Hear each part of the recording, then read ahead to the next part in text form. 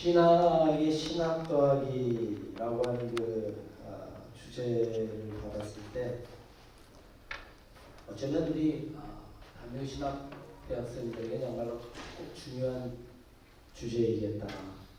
왜냐면 여러분들은 공부도 해서 신학을 하기도 하지만 또 나오면 여러분들이 목회를 해서 양떼를 돌보고 교회를 건강하게 하고 그 교회가 또 우리나라 사회를 건강하게 하고 더 나아가서는 그런 것들이 하나님의 나라를 확장하는 예수가 이 땅에 왔었을 때 제일 먼저 한 이야기 회개하라. 하나님의 나라가 가까이 있다. 하나님의 나라를 이루고자 했었던 그런 운동이 어쩌면 첫걸음이 여러분들이 좋은 신앙과 또 좋은 신학을 배우고 익히는 일이라고 생각을 해요. 이 자리에 쓰면 한 40여 년, 43년 전에 내가 잠시 1학년이었던 때가 기억이 납니다. 오늘 저를 초대해 준 학생도 제 강의를 듣고 아마 저를 기억해 준 것 같은데 여러분 구원 받았습니까? 어떻게 구원 받았어요? 예수 믿고 구원 받았어요? 그럼 다 됐네 뭐. 강의 끝. 아니면 구원 받았으니까. 뭐 더 무슨 이야기를 할 수가 있겠어? 할 이유가 뭐가 있겠어? 구원 받았는데.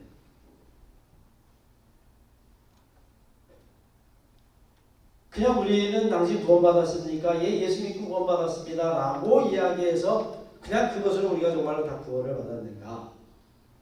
라고 이야기한다면 예수라고 이야기하면서도 뭔가 묻네 아쉬운 것.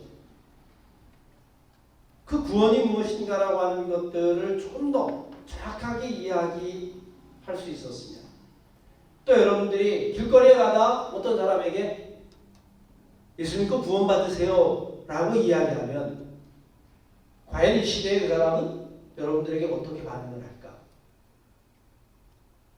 뿐만 아니라 여러분들은 목회를 하면서 수많은 도전을 받게 될 거고 또 그것들을 이겨나가면서 신앙으로 때로는 신학적으로 고민해야 돼야 하는 그런 숙제를 안고 있는데 여러분 한번 이렇게 시작을 해봅시다. 내가 대학교 감리교신학대학을 들어왔었을 때 우리 선생님이 중간고사 문제에 이런 문제를 낸 적이 있어요. 아직도 기억에 안 잊어버려. 기억에 남아있어. 어떤 사람이 40일을 금식 기도하고 와서 그 사람이 자기가 예수라고 이야기한다. 당신은 무엇이라고 이야기할 수 있을까? 거기에 대한 답을 쓰시오. 여러분 한번 답해봐요. 어떤 사람이 40일 금식하고 내가 계시를 받고 내가 예수다 라고 이야기하면 뭐라고 대답할 수 있을까? 그냥 구체적으로 지금 재림예수라고 이야기하는 이단들도 있고 그러니까 여러분 대답 한번 해봐요. 뭐라고 대답할 수 있을까?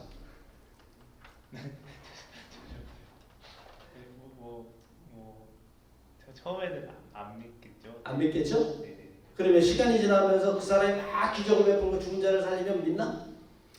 혼자를 살리면은 되겠다. 얘가 좀 달라지겠죠? 그럼 완전 병자를 막 일으키고 우리가 70년대 80년대 신앙생활 할 때 부흥운동이 한국교회에 불었었는데 그때는 은사자들이 많았어요. 뭐 현신의 원사님이라든지 이런 분들 혹시 여러분들 기억하지 못하겠지만 그러면 막 그때는 기사 이적도 많았고 신의 능력도 많이 나타났어요.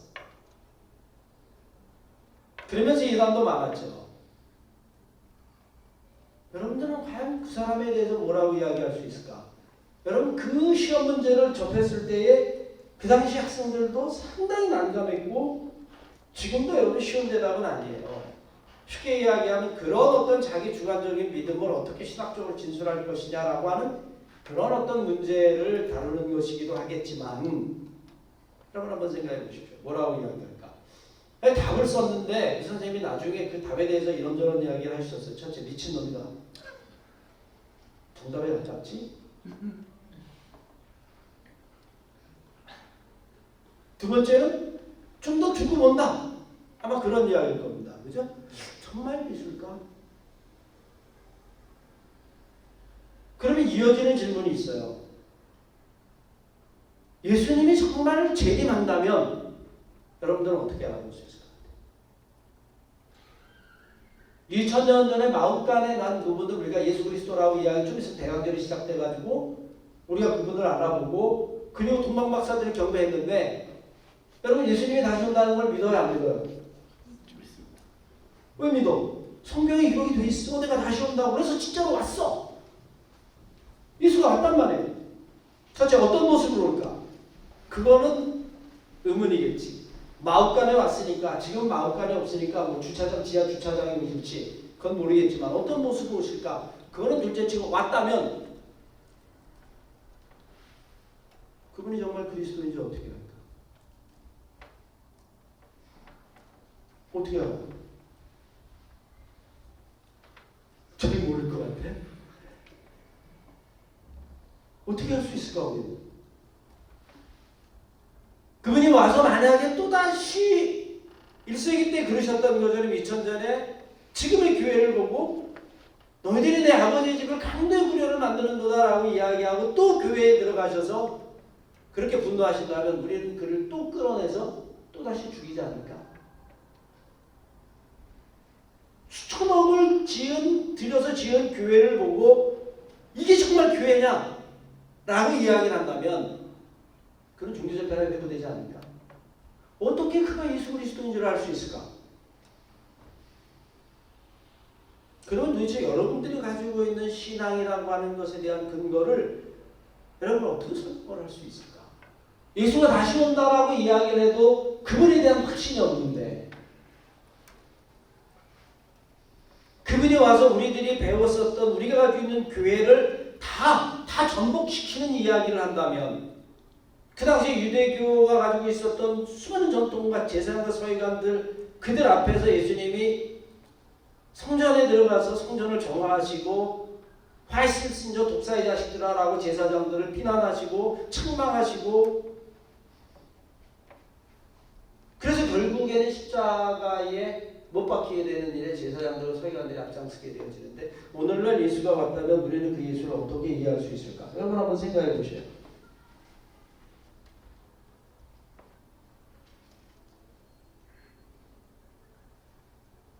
저 편집되죠? 네. 네.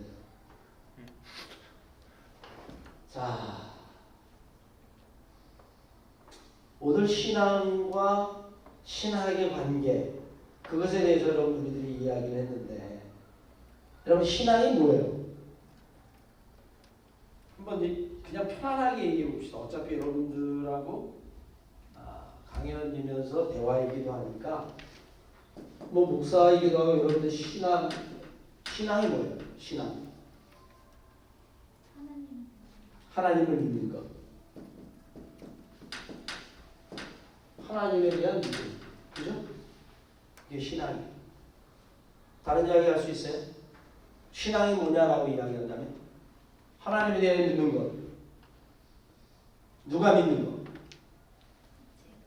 제가 내가 믿는 것 또 신앙이 뭡니까? 아니면 편하게 이야기합시다. 그냥 아주 기초적인 것부터 그러다 보면 여러분들이 쌓아놓은 신앙이든 신학이든 그 많은 것에 얼마나 많은 허점들이 있는지를 우리가 스스로 반성하는 시간이기도 하고 신학을 단단히 다지는 시간이기도 하니까 신앙이 무엇이냐? 그러면 하나님에 대한 믿음 예수 그리스도를 구주라고 고백하는 것 그건 기독교 신앙이죠. 불교에 대한 신앙이 아닌가? 그건 그냥 이단이고 신앙의 가치가 없는 걸까? 신앙이라는 것은 그러니까 하나님에 대한 믿음은 단어에 포함되어 있지는 않은 것 같고요. 그냥 간단히 중립적으로 말하자면 그냥 그대로 설명하는 그 믿고 그 우러러보는 것. 믿고 우러러보는 것. 아니니까 믿고 고백하는 것. 어쨌든 여러분 신앙은 나의 하나님에 대한 나의 믿음. 아마 이 틀에서 부연 설명을 한다 할지라도 벗어나지 않을 겁니다. 오케이. 믿는 게 다르다면. 믿는 것과 내가 믿는 게 다르다면. 우리 학생이 믿는 것과 내가 믿는 게 다르다면. 다를 가능성은 없을까? 똑같은 하나님을 믿는 걸까? 똑같은 하나님을 믿는다면 다툼이 있을 수 없는데 그래도 우리는 다툼이 생겨요. 그럼 다른 것을 믿는 걸까? 정강훈 목사가 믿는 것과 내가 믿는 것은 난 다르다고 생각해요. 그런데 우리는 똑같은 기독교라는 카테고리 안에 넣고 우리는 걸 믿음이라고 해요. 그 양반이 볼 때는 나를 어떻게 보겠어? 믿음이 없는 사람으로 보겠지. 내가 볼 때는 광신자로 보이는데. 근데 우리는 똑같은 기독교라는 카테고리 안에 넣고 우리는 믿음이라는 것을 이야기합니다. 도대체 믿음이라는 게 뭘까? 기독교 안에서의 맥락은 예수님을 믿고 우러러보는 것. 네. 그 사람도 예수님 얘기가 굉장히 많이 해요. 보네포 얘기도 하고, 네. 나도 예수님 얘기하고 나도 보네포 얘기해. 그럼 어쨌든 그것을 우리가 믿음이라는 카테고리 안에 넣을 수 있다고 생각을 해봅시다. 그냥 그도 믿고 나도 믿고 우리가 믿는다라고 이야기할 때 믿음은 사실대로 신앙은 내가 믿는 것과 우리가 믿는 것.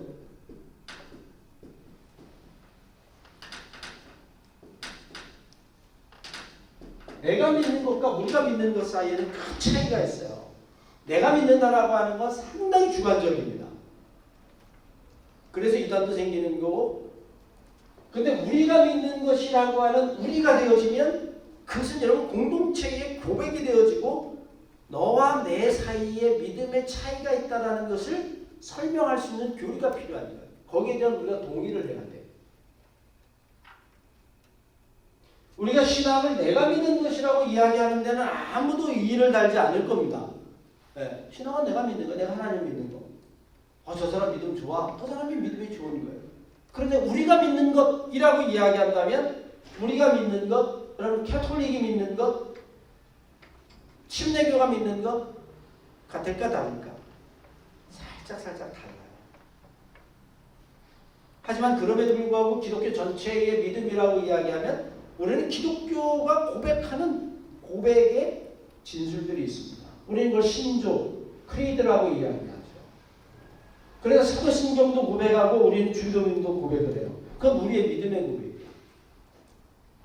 우리가 신앙이라고 이야기할 때에 내가 믿는 것, 우리에게 믿는 것, 사실 그 사이에는 아주 묘한 긴장관계가 놓여있다는 것을 여러분들이 일단은 알고 믿음과 신앙의 관계를 설명할 수 있어야 돼요. 예전에 Theological Thinking이라고 하는 그 짧은 책, 그 책을 읽어보면 그 책에서 어떤 조사를 했냐면 과거에 아들이 죽은 그 본문을 가지고 목사들에게 8명에게 설교를 하도록 주제를 줬어요. 8명의 설교자가 같을까 다를까? 놀랍게도 달랐어요. 어떨 땐 현저한 차이가 났어요. 그 아이를 살린 것을 알레고리컬하게 해석한 사람도 있고 문자적으로 해석한 사람도 있고 문화적으로 해석한 사람도 있고 어떻게 이 본문을 똑같은 본문을 가지고 8사람의 목사가 다 다르게 설교를 할 수 있을까? 그럼 도대체 진실이 뭘까? 메소디스트, 프레스비테리안, 펜타코스트, 베티스트 다 달랐어요. 여러분 그렇게 그 교회에서 예를 들어서 20-30년 신앙생활을 했다면 나중에 그 밑에서 한 20년 동안 신앙생활하는 사람들의 신앙의 고백을 다 들어보면 같을까 다를까? 다르죠. 갈등이 생깁니다. 어떻게 똑같은 본문을 가지고 우리들이 이야기할 때에 그것을 다르게 설명하고 다르게 해석할 수 있을까? 그 이야기는 여러분 다른 말로 바꿔 이야기하면 아마 그런 이야기일 겁니다.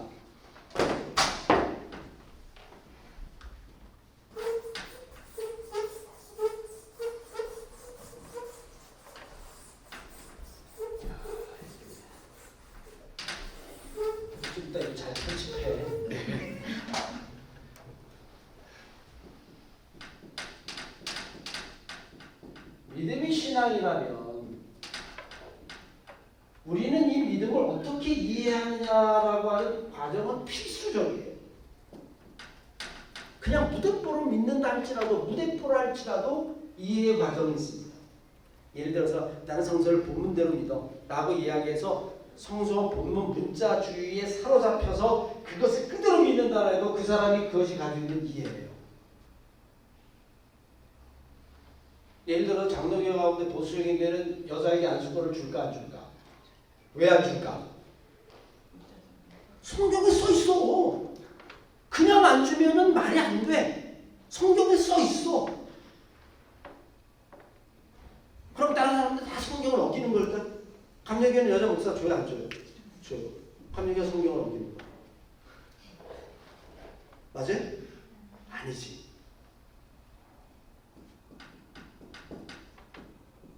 이해는 여러분 신앙입니다. 감리교는 여자 목사들에게 안수를 줘요. 안수를 줄 뿐만이 아니라 적극적으로 더 밀고 내려가면 사실은 여러분 성서를 어떻게 이해하느냐, 어떻게 신학을 하느냐라고 이야기했었을 때에 내가 그 논문에도 잠깐 그런 얘기를 했지만 진짜 예수 그리스도의 부활에 관한 증인은 남자야 여자야? 여자야.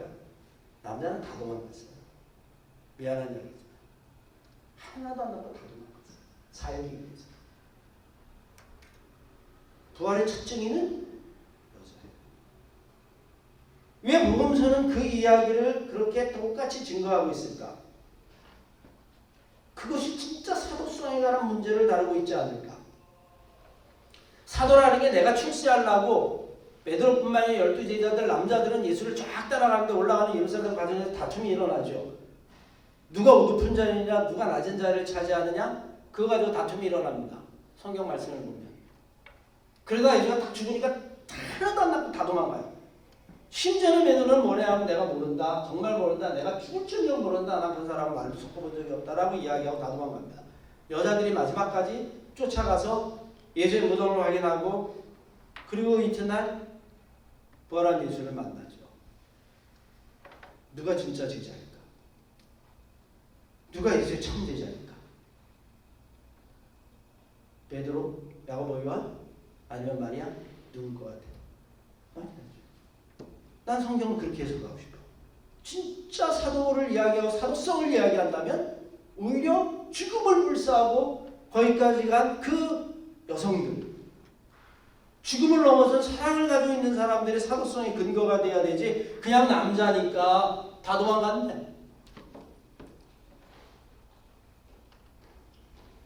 왜 이야기를 하냐면 여러분 우리가 가지는 믿음이라고 하는 것은 어떤 의미로든 성경을 이해하려고 할 때 우리는 이해라고 하는 단어로 전환되어지면 믿음이 이해되어지면 그건 여러분 필연적으로 신앙이 될 수밖에 없습니다. 문제는 이 믿음과 이해의 문제 그리고 더 나아가서 신앙과 신학의 문제는 여러분들이 평생을 목회하면서 결국에는 벗어나지 못하는 카테고리 목회를 한다면 아니 여러분들이 신학을 한다 하죠. 저는 목회를 하기도 하고 중신학을 박사를 했으니까 신학적인 치열한 사고를 했겠죠. 이 두 가지는 어떨 때 극렬하게 충돌하기도 하고 어떨 때는 신학을 신앙이 보충하기도 하고 때로는 반대로 신학이 신앙을 지탱해 준다. 왜? 지금 이야기한 대로 믿음이라고 하는 것이 이해라고 하는 것을 넘어서게 될 때 우리가 성경을 읽어서 내가 무엇인가 믿는 것을 고백한다라고 이야기했었을 때에 그 고백의 차원이라고 하는 건 결국에 이해되어지는 것이고 그것은 여러분 신학적으로 이야기할 수밖에 없는 주제를 신학에 신학을 더하기 여러분 그렇게 이야기했어요. 우리가 믿는 것이 다 다를 때에 아까 이야기한 대로 여러분 교회 전통 가운데 믿음이 다 같다라고 이야기하기 어려운 것 중에 하나는 그 믿음 때문에 사실은 수많은 폭력도 생겨나고 다른 믿음 때문에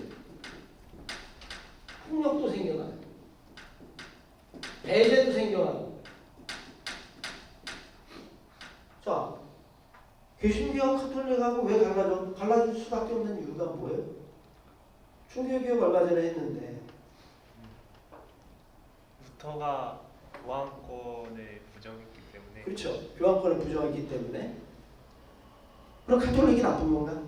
카톨릭은 그러면 카톨릭 교도가 개신교보다 많은데 카톨릭 교도는 뭐 여러분들 가운데도 그런 생각을 하는 사람이 있을지 모르겠어요. 카톨릭 교도는 전부 다 지옥 간다. 한번 손 들어봐. 카톨릭 교도는 다 지옥 간다.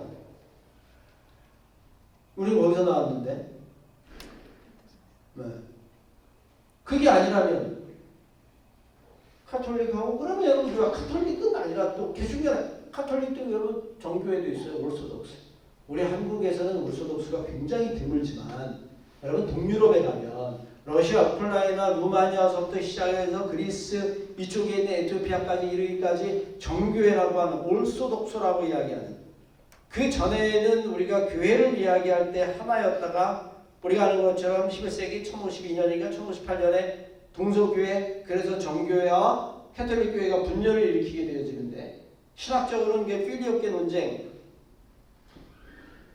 삼위일체 논쟁의 하나인 성령, 성부, 성자와 성령에 관한 지위의 문제로 갈라섰다.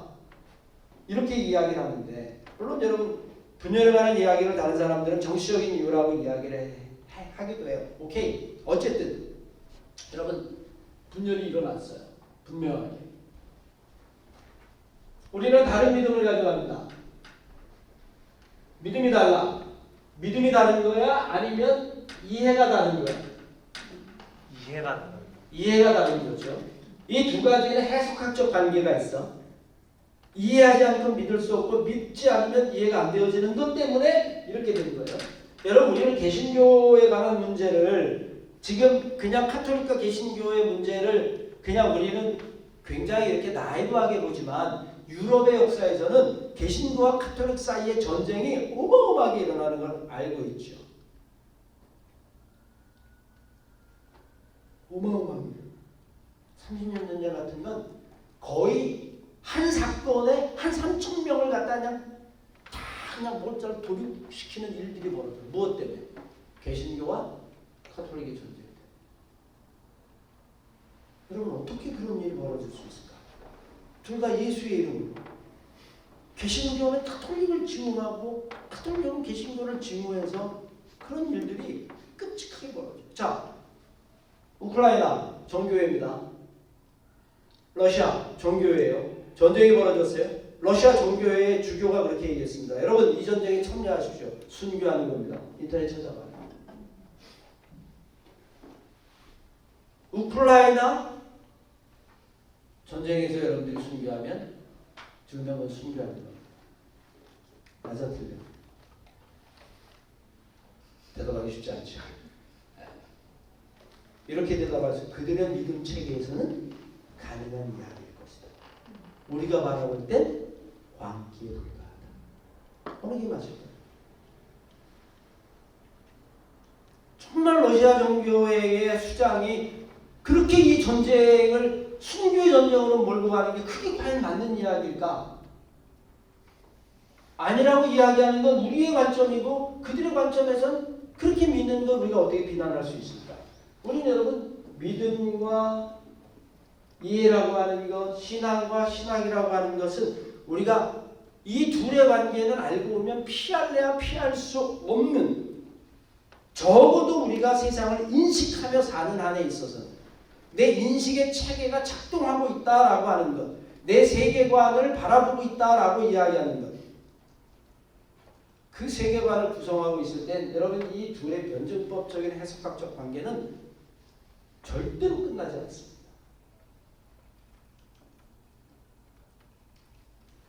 문제는 여러분 우리가 이런 위기가 있었을 때에 정말로 좋은 신앙인지 안 좋은 신앙인지 그래서 여러분 개신교에서 네 가지의 기준을 이야기하잖아. 네 가지 기준이 뭐예요? 오직 성령. 또 오직 은혜. 또 오직 믿음. 그거는 종교개혁의 슬로건이지. 그거 말고 건강한 신앙. 루터가 이야기한 이게 어떤 말인지 모르겠지.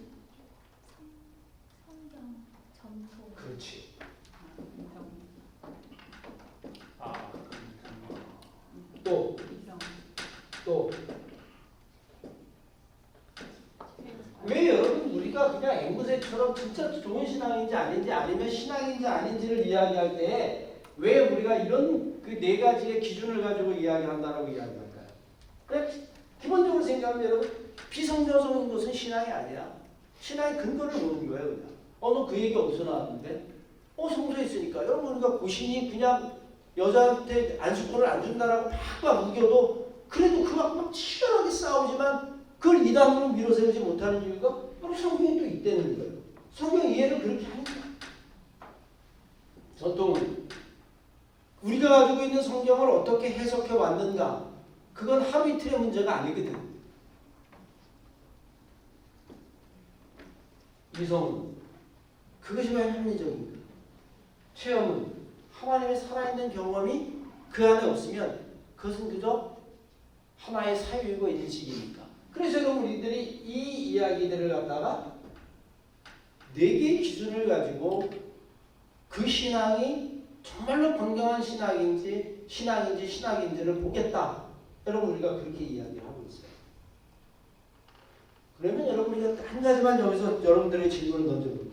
신학과 신앙의 관계가 정말로 건강할 뿐만이 아니라 여러분들이 교회를 위한 신학이 되어지고 교회를 위한 신앙이 되어진다면 이 둘의 관계를 어떻게 설정하는 것이 여러분들이 목회를 할 때 아니면 공부를 할 때에 도움이 될까? 신학과 신앙의 관계. 내가 이전에 잠깐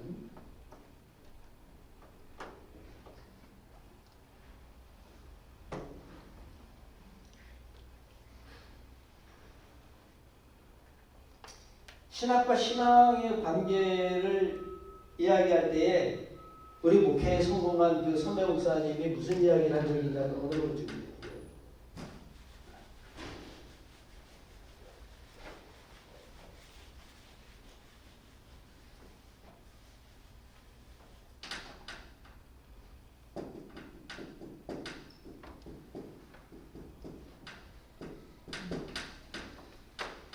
야, 신학은 학문일 뿐이야.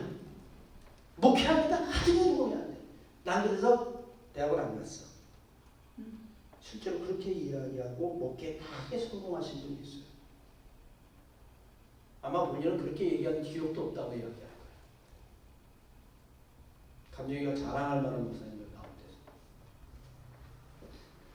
그리고 여러분 실제로 목회를 하다 보면 신학이 도움이 안 될 때가 있어. 그게 무슨 이야기냐면 신학에 깊이 들어가서 그거에 집착하고 나면 이거를 다 교인들에게 이야기하고 목회를 할 수 있을까? 내가 대학교 1학년 들어와가지고 구약신학을 듣는데 우리 민영진 박사님 벌써 다 은퇴하셨겠지만 그분이 구약신학 성경 속에 그 양반이 우리나라 구약학자 중에 최고였거든요. 이번에 대학에서 박사를 오셔서 감시에서 가르쳤는데 그런 이야기를 했어요. 여러분 홍해가 갈라진 걸 진짜 믿습니까? 홍해 갈라진 거 믿어?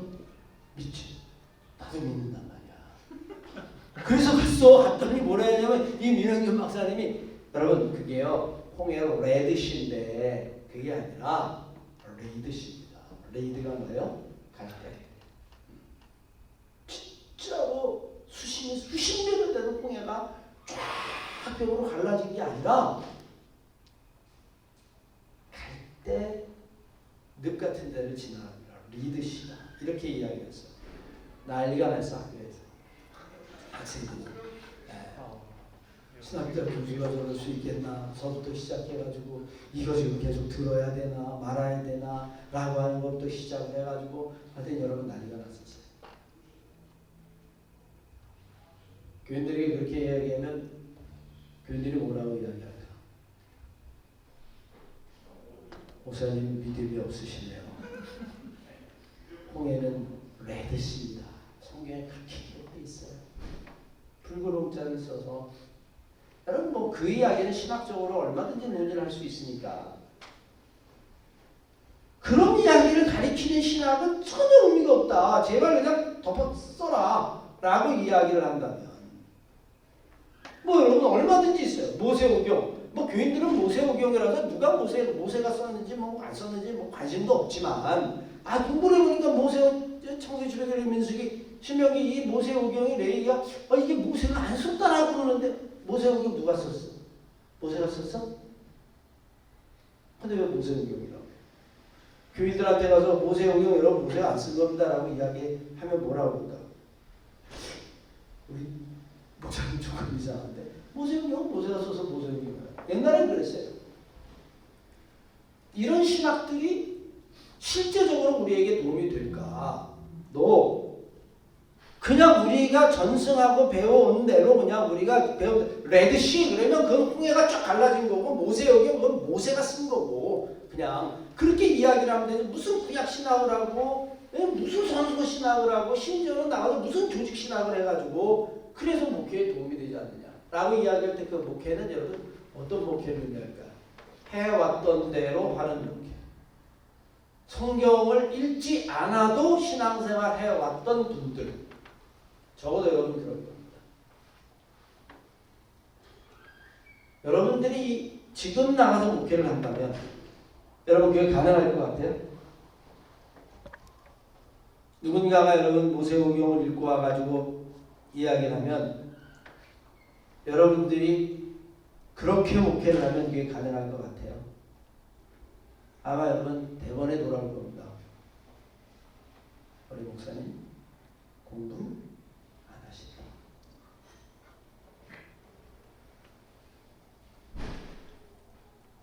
신학이 없어도 목회를 할 수 있다. 신앙 무용론. 어쩌면 여러분 두 번째는 어떤 거예요? 신앙 무용론까지는 아니라도 신앙이 비효율적이다. 교인들을 많이 모으는데 신학은 그렇게 도움이 되지 않는다.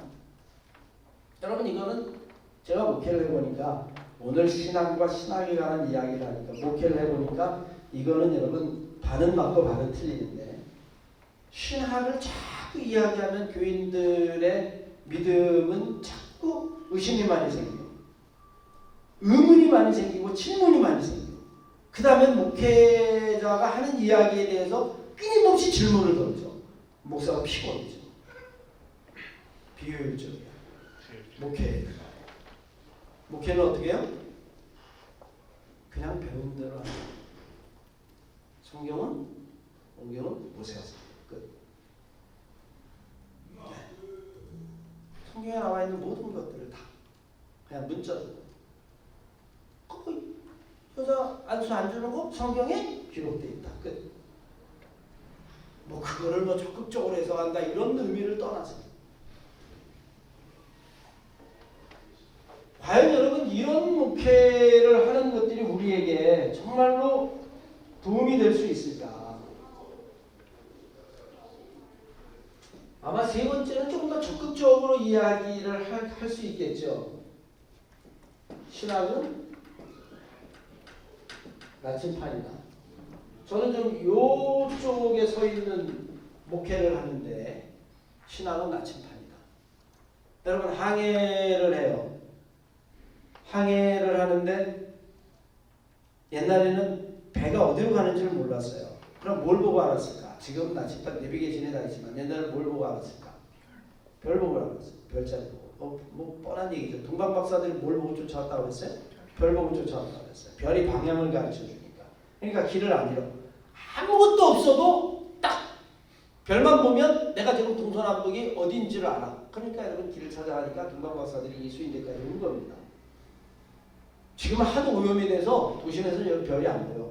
그러니까 지금은 뭐 해야 돼? 내비게이션을 찍어야 돼. 그냥 내비게이션 지금 가르쳐 주는 대로 가면 길을 안 잃어.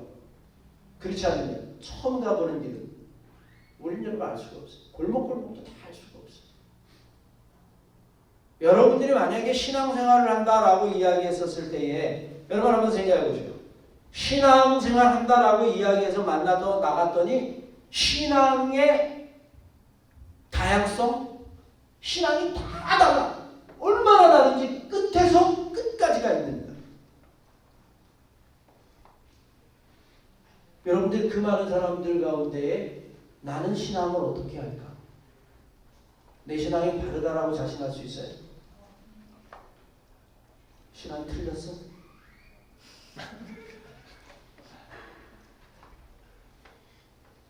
다른 신앙 가지고 있어요? 잘 모르겠어요. 네, 잘 모르겠죠. 그럼 누구도 자신할 수 없을 겁니다. 오히려 정말 문제는 뭐냐면 무조건 자기 신앙이 옳다라고 주장하는 사람들이 정말로 문제예요. 네. 자기 신앙이 절대화. 자기가 뭐예요? 자기가 별이 되는 거예요. 자기가 별이. 그러면 자기 신앙이 절대화되는 순간 모든 사람은 어디에 맞춰야 돼? 자기에게 맞춰야 돼. 여러분 이단입니다. 교주예요. 누구도 별이 될 수는 없어. 별을 찾아가는 거지. 여러분 한번 생각해봐요. 자기가 별이다. 내 신앙이 절대적이다라고 이야기하는 순간 그건 100% 이단에 빠질 수밖에 없습니다. 예수 그리스도가 아닙니다. 자, 우리가 나침반이라고 이야기를 했는데 나침반의 그 동서남북을 가리키는 침을 보면 여러분 죄송한 일이지만 이 침이 다 고정적일까 아니면 한순간도 가만히 있지 않고 움직일까? 계속 움직여. 여러분들이 오른쪽으로 가면 나침반이 또 움직이고 여러분들이 왼쪽으로 가면 나침반이 또 움직이고요. 여러분이 한 바퀴 돌면 나침반은 계속해서 돕니다. 왜? 방향을 찾아보니까. 여러분 어쩌면 우리들이 이야기하는 신학 그런 것들이 수많은 나침반의 그 침의 움직임. 지금은 여러분 신학 그러면 신학의 최고의 관심이 뭘 것 같아? 현대신학의 최고의 관점. 내가 40년 전에 목회를 할 때 신학을 공부할 때에 그때는 생태학에 관한 관심이 제로 있었어요. 죄송하지만 미안하지만 그때의 에코티올로지라고 이야기한 말도 나오지 않았어요. 그때 최고의 관심은 민중신학, 우리나라에서는. 외국에서는 정치신학. 정치신학의 대가 유르겐 몰트. 그 몰트만은 우리 감신에만 내가 알기로 한 4번 정도 본 것 같아요. 참 많이 왔어요. 다작을 하기도 하고. 세계적인 학자죠. 그때의 이제 해방의 신학들. 왜? 그때는 여러분 우리가 신학을 할 때 80년대라고 이야기하면 우리의 상황이 그런 상황이었습니다. 군부 독재, 압제의 상황이었고 전태일열사, 학생들이 데모하면 매일 분신하고 그런 상황 속에서 정말 하나님의 나라, 정의와 평등이 이루어진 하나님의 나라를 찾는 것이 그때의 신학과 신학의 모색이었었어요. 그러니까 그때는 정치 신학을 했어요. 세상도 마찬가지였었어요. 지금 여러분 정치 신학이 없는 건 아니지만 여전히 그런 의미는 유효하지만 지금은 무슨 신학입니까? 생태신학. 왜? 생태의 관심이라는 게 이게 그 물론 여러분 중간에 은유의 신학이나 각 학자들의 신학이 여러 가지가 등장하게 되어지지만 어쨌든 이제는 정치 신학이 아니라 무슨 신학으로? 생태 신학. 인간의 다툼이라는 게 이제 의미가 없어졌어요. 왜? 생태계가 망가지면 있는 자나 없는 자나 다 공멸하고 없어져 버리니까 여러분 이미 알고 있잖아. 여러분이 마시는 그 음료수에도 지난번에 보니까 에비앙이라고 하는 뭐 세계적인 생수 안에도 미세 플라스틱이 수십 개가 있다는 거예요. 태평양에 성 떠 있는 건 말할 것도 없고 조금 더 그런 여러분들이 요즘 뭐 인터넷에 찾아보면 옛날에는 연구해서 조사해서 알았던 것들이 나중에 자료로 나오니까 20대 남성의 정자 속에 미세 플라스틱이 있다 없다? 찾아보세요. 이미 정자 속에 미세 플라스틱이 발견이 된다는 거예요. 그런 와중에 가난한 자, 부한 자 여전히 갈등이 있음에도 불구하고 관심이 이제는 여러분 어디로 옮겨가요? 상태 쪽으로 옮겨가는 거예요. 왜 그럴까? 전 우주적인 관심들이 글로 흘러가니까. 네. 그 사이에 물론 정치신학 이후에 페미니즘, 여성신학, 뭐 흑인 해방신학 이런 것들이 등장을 했지만 어쨌든 이제는 여러분 대세는 환경에 관한 문제, 자연에 관한 문제, 생태에 관한 문제 이런 것들이 지구적인 관심이 되어지고 신학은 그거를 찾아갑니다. 뭐에 의해서? 나침반에. 80년 초에 저희가 신학을 할 때는 그때는 변선환 박사님이라는 분이 지금 뭐 출교당하셨지 조계 신학을 하셨었는데 그분이 했었던 토착화 신학이라는 게 관심이 굉장히 또 많이 끌어서 감신이 그런 토착화 신학, 종교 신학 여러분 여기에 아주 주를 이루고 학자들이 공부 많이 하는 사람들이 있어서 조계 신학이 굉장히 강했던 게 감신입니다. 뭐 지금은 여러 가지 이유 때문에 여러분 조계 신학이 많이 쇠퇴했지만 어쨌든 여러분 실존 신학을 넘어 정치 신학을 넘어 그래서 생태 신학을 끊임없이 지구적인 관점을 가지고 우리가 하나님의 나라를 찾아간다면 그건 여러분 개인도 마찬가지입니다. 개인의 여정도 아마 여러분 마찬가지일 거예요. 우리는 신학의 관계를 어떻게 이해할 수 있을까? 자, 그러면 여러분 한번 봅시다.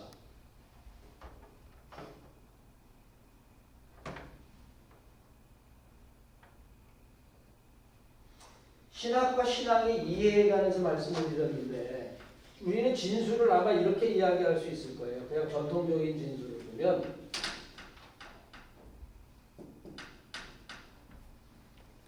어거스틴이 그렇게 얘기했죠.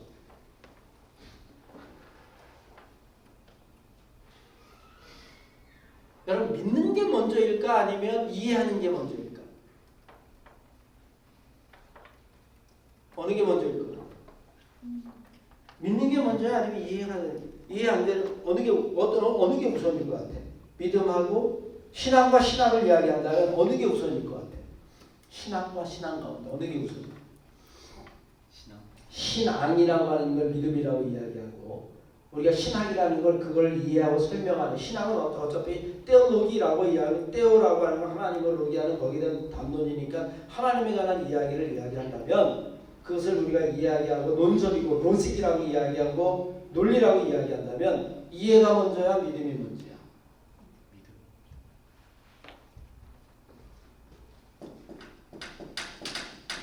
믿음과 이해. 어차피 우리는 신앙 외에 신학을 더하니까 어느 게 우선인 것 같아요?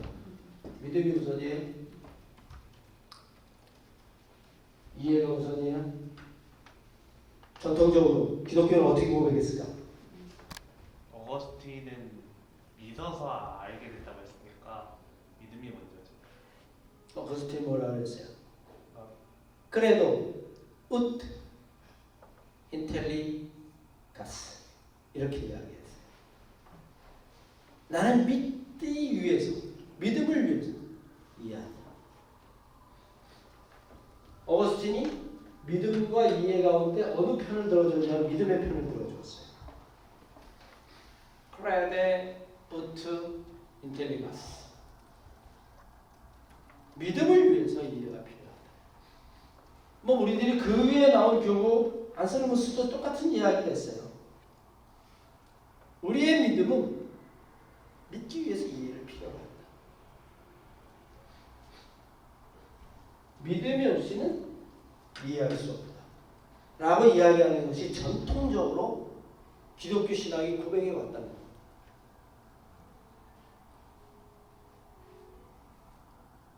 믿어야 이해가 되는 거예요? 아니면 이해가 돼야 믿는 거예요?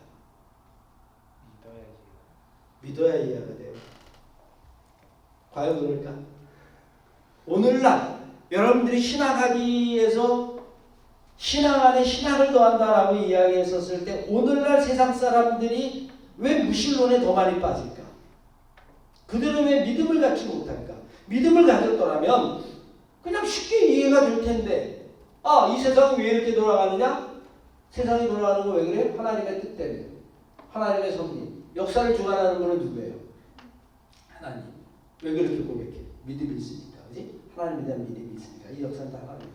우크라이나 전쟁도 하나님이 일으킨 거야. 역사는 하나님이 다 주관한다며. 인간의 자유의지. 이제 복잡해지는 거예요. 그래서 자유의지 나오면 그 자유의지에 대한 책임도 있고 그러면 이제 복잡해지는 거야. 네. 여러분 역사는 하나님이 주관하신다라고 하는 대명제를 우리는 부정하진 않을 거야. 그건 교회 언설이에요. 교회 신앙의 고백. 지금 이야기하는 믿음을 가지고 역사를 이해하는 겁니다. 우리 이걸 구속론이라고 이야기하고 수많은 것들을 이야기할 수 있겠죠. 자, 어쨌든 믿음이 있어야죠. 그러니까 우리는 세상은 하나님의 뜻이다 라고 이야기해서 풀어가는데 문제는 뭐냐면 그 다음에 닥치는 문제들을 이 정원 명령 가지고 풀 수 없다는 거예요. 말한 대로 우크라이나, 그럼 이스라엘, 가자 지구 하나님은 그렇게 하시는 건가? 역사를 이끌어 가신다며? 이게 무슨 황당한 논리인가? 그래서 여러분 이미 고대의 그리스 에피쿠로스 학파는 하나님에 대해서 이렇게 이야기했어요. 악에 만연된 악을 보면서 에피쿠로스 학파가 뭐라 그랬냐면 지금 이런 악의 만연을 방치하는 신은 둘 중에 하나일 거다. 능력이 없거나 아니면 못 대처먹을 거. 그렇지 않고서는 우리는 이 세상의 약을 설명할 방법이 없다. 그러니까 여러분 또 신학에서 신정론이 나오고 뭐 신에 대한 본성이 나오고 이런 것들이 변증이 되어져서 우리가 이해를 돕는 건데 어쨌든 여러분 중세시대 때 분명한 것 하나는 믿음을 우위에 뒀습니다. 믿기 위해서 이해가 필요하다. 아니면 믿어지면 이해된다. 뭐 이런 어거스틴. 현대 사회에서 여러분들이 21세기 계몽주의 이후에 믿음과 이해에 어느 쪽의 관점이 더 방점이 찍힐 것 같아요? 이해하지 못해. 그러면 믿을 수 없어. 여러분 왜 하나님을 못 믿을까? 자, 동정녀 마리아 처녀가 이르렀다. 우리는 믿지. 이해가 되지. 근데 믿음이 없어. 일로 올라오는 거야. 내 여자친구가 나하고 아무 일 없었는데 임신을 했어. 그때 그 여자친구가 동정녀야. 믿겠어? 왜 안 믿어? 믿음이 없어? 제가 그 당시 상황이었으면 네. 믿었을 것 같아요. 못 믿을 것 같아. 요셉은 믿었을까? 못 믿었지. 요셉도 못 믿었어요. 그건 조용히 끊고자 하여 그랬어요.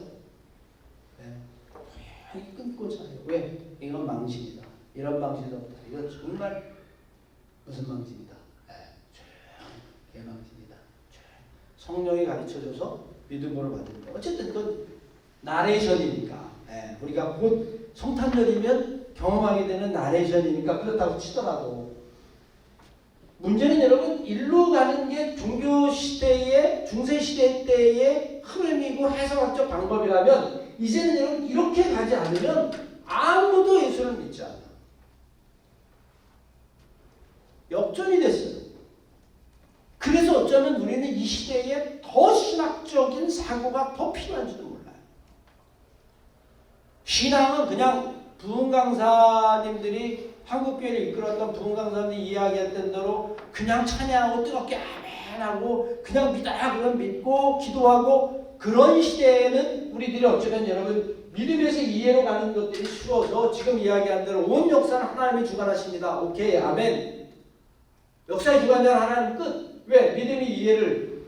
그리고 우리는 거기에 순종하는 것뿐이고. 그런데 여러분 이제 계몽주의 이후로 과학의 시대를 넘어서 AI 시대 이런 시대를 거쳐가면서 여러분 이제는 해석학적 과정이 이제는 이해해서 믿음으로 가지 않으면 누가 믿겠어요? 설명할 수 있어야 돼요. 네, 설명할 수 있어요. 그걸 우리는 여러분 변증이라고 이야기했어요. 그 신학은 변증이었어요. 기독교 진리를 변증해왔어요. 이 기독교 신학을 어떻게 변증할 것이냐? 예전에는 변증이 필요 없었어요. 그냥 선언이었어요. 스테이트먼트. 믿어. 역사를 하나님의 주관에 끝. 더 이상. 그거를 부정하는 사람은 이거는 불신이야. 죽을 수밖에 없어. 왜 루터가 여러분 종교개혁 시절에 교황에게 파문을 당했어? 교황이 그냥 이야기하면 그거는 그 권위는 이게 옳고 그름을 따질 수 있는 게 아니야. 근데 루터는 아무리 생각해도 안 되거든. 사람이 인간이 인간의 죄를 사한다는 그것도 돈을 받고 사한다는 게 이게 상식적으로 말이 안 되거든. 말이 안 돼도 그 당시에 다른 사람들은 그냥 믿었어요. 여러분. 루터는 믿을 수가 없어. 성경을 한번 읽어봐도 그런 말이 없고. 그러니까 비텐버그 성에다가 루터가 여러분 개신교를 만들어야겠다. 그래가지고 시작했을까? 아니잖아. 예수가 기독교를 만들어야겠다. 그래서 생각 아니잖아요. 유대교를 개혁시키기 위해서 아니면 카톨릭의 복음이 아닌 것들을 이야기하기 위해서 이거는 성서에 기록되지 않은 것들이다라고 이야기했었을 때에 그것이 여러분 새로운 세계를 만들어내죠. 아마 우리가 그동안의 신앙이 우리의 부모들도 역시 마찬가지입니다. 믿음에서 이해로 가는 신앙을 가지고 있었다면 이제는 여러분 이해에서 믿음으로 가는 신앙으로 우리가 패러다임이 바뀌지 않으면 이 해석학적 패러다임 이건 여러분 결국에는 이 두 가지는 변증법적인 관계를 갖게 되어지는데 그 이야기를 하면 여러분 더 복잡해질 겁니다. 그럼 우리 이해를 이야기할 때 이건 이성이고 이건 과학이고 오늘날의 시대를 과학과 이성의 시대로 이야기를 해서 이렇게 가는 것만이 있느냐? 여러분 여기에 대한 의문이 오늘날 신학적으로 과학적으로 굉장히 많은 논의들이 있을 수 있어요. 그런데 분명히 그 패러다임은 이제는 믿음에서 이해로 가는 패러다임이 아니라 이해에서 믿음으로 가는 패러다임으로 여러분들이 바뀔 수밖에 없어요. 그래서 여러분들이 과학도 공부하고 과학시대의 실론도 이야기하고 양자역학도 여러분들이 공부하고 그런 것 없이 자 인간 이해를 어떻게 할 것이냐 하는 것이 정말로 중요하죠. 이 대목에 있어서 한 5분만 하고 이야기를 마치도록 할게요.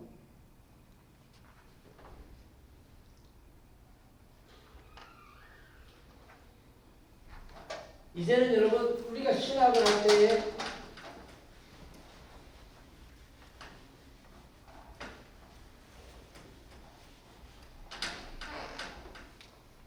시간이 몇 분 정도 더 안 되냐? 한 15분, 10분? 30분 더 하셔야 오케이.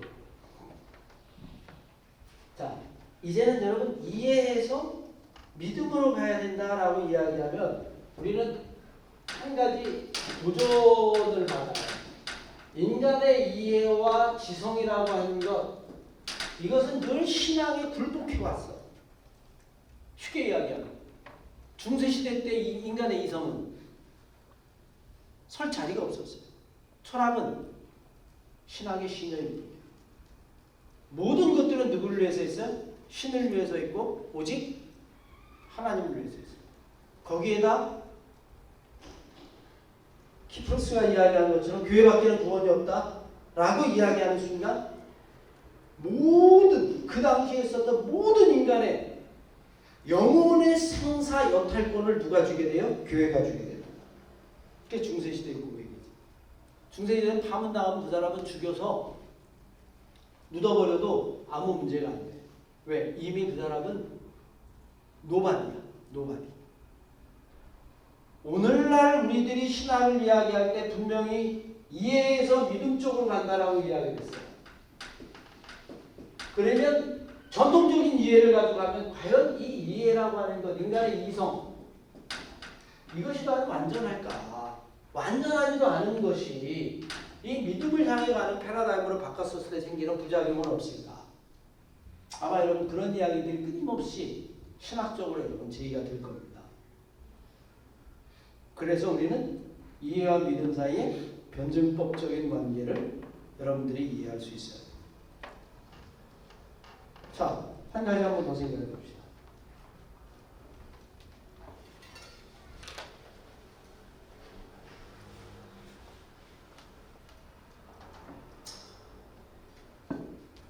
우리가 신학을 이야기할 때에 신학의 태동은 여러분 뭐라고 생각하세요?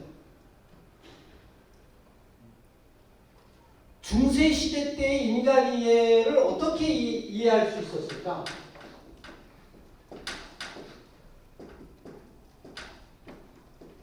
중세시대 때의 인간 이해.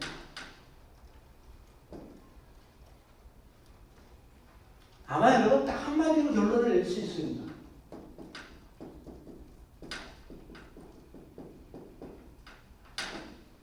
이거 외에는 인간을 이해할 수가 없어. 종교적인 인간이에요. 굳이 이야기하면 호모 렐리기우스 정도로 이야기할 수 있을까? 뭐 종교적인 인간, 죽느냐 사느냐, 구원받느냐 구원받지 않느냐. 그래 모든 것에서 가장 중요한 게 뭐야? 인간의 구원. 구원을 하는 거지. 구원을 받아야 되기 때문에 황제들조차도 교황에게 머리를 숙일 수밖에 없어. 카마사 굴려. 머리가 너무나 작아. 왜? 너는 구원 못 받아. 네 영혼은 저주받을 거야.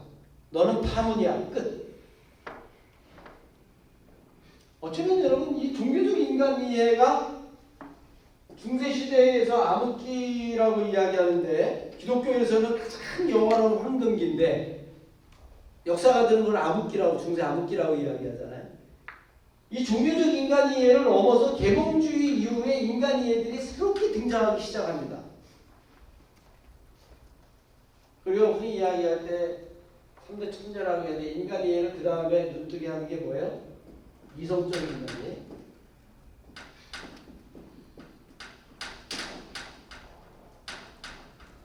사회적 인간 이해.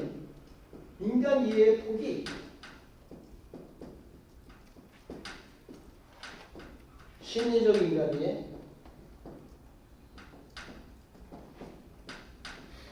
아마 여러분 지금까지 앞으로도 계속 이 이야기는 늘어나게 될 겁니다. 예전에는 딱 하나였어요. 종교적 인간이에요. 구원받느냐 못 받느냐. 그런데 여러분 지금 한번 물어봐요. 구원이 뭐야? 구원받았어요? 구원받았어? 구원받았어요? 구원받았어요?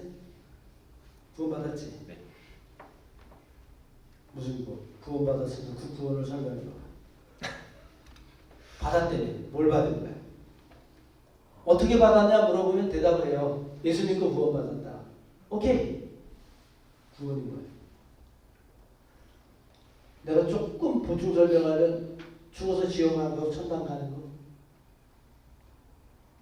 지옥불에 막 튀겨지기 싫으니까 천당 가가지고 하나님 품에 앉아서 할렐루야 그렇게 사는 거. 구원이 뭐야?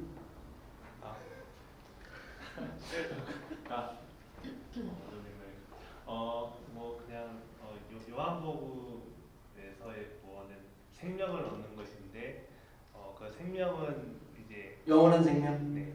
죽어도 죽지 않는 거. 네. 네. 자, 동의할 수 있어요? 죽어도 죽지 않는 거. 영원히 죽지 않는 거야? 영원 불멸을 이야기하는 거야? 여러분 아주 정신 없을 거야. 영원 불멸이야? 영원 불멸.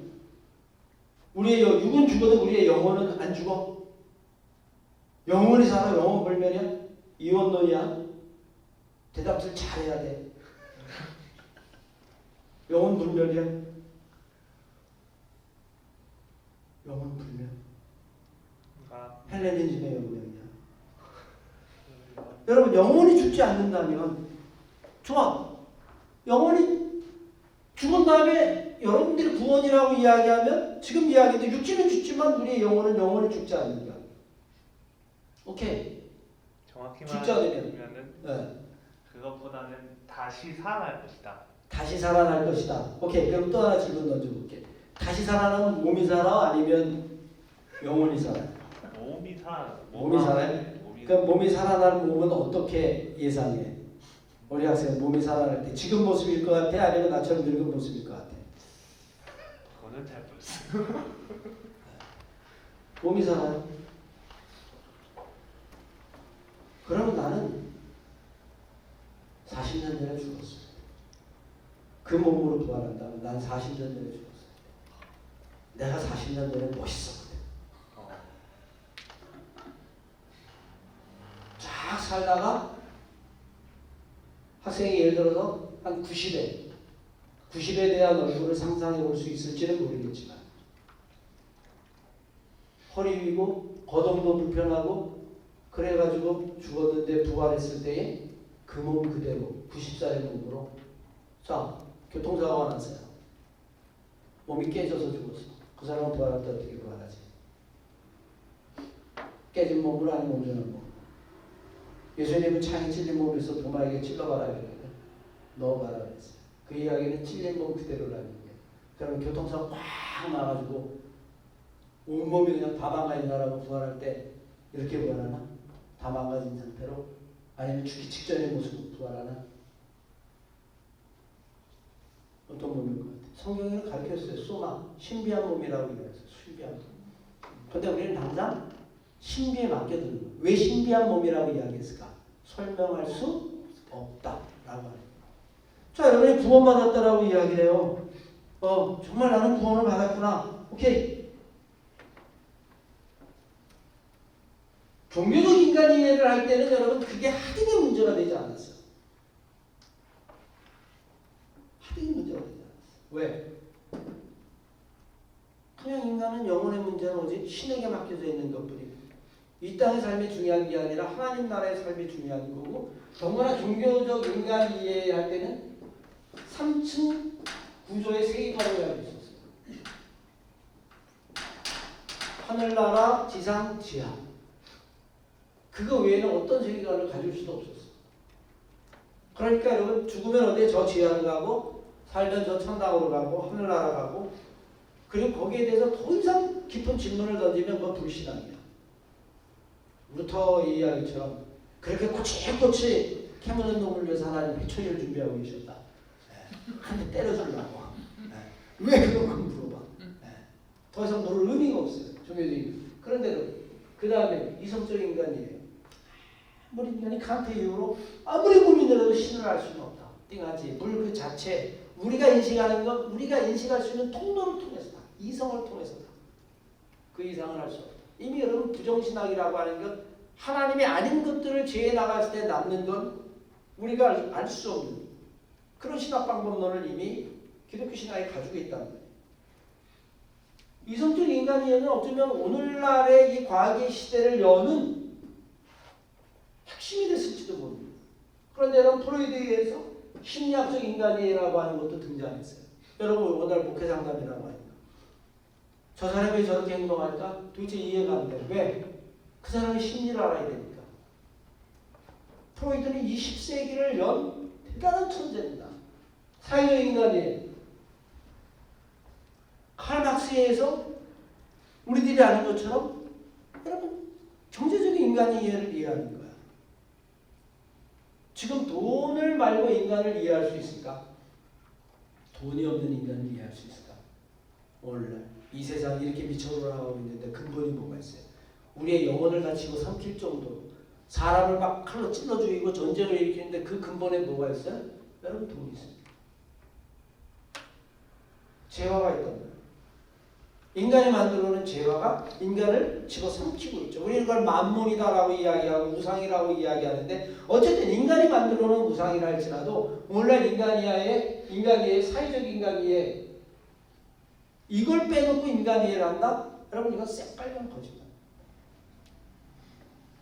어떤 사람은 써도 그 돈이 얼마나 자기가 불어나는지 모르고 살아가는 사람이 있는가 하면 하루 종일 10시간을 노동하고 딱 1달러를 받으면 지옥 같은 세상을 사는 사람들이 있어요. 우리는 여러분 이렇게 이야기해요. 신 앞에서는 모든 인간은 똑같이 평등하다라고 이야기해요. 정말 그럴까? 앨런 머스크하고 저 이디오피아에서 지금 단돈 550센트가 없어서 굶어 죽는 사람하고 인간의 가치가 똑같아? 그럼 그런 것은 말이야. 어떻게 똑같더라고 이야기할 수 있어.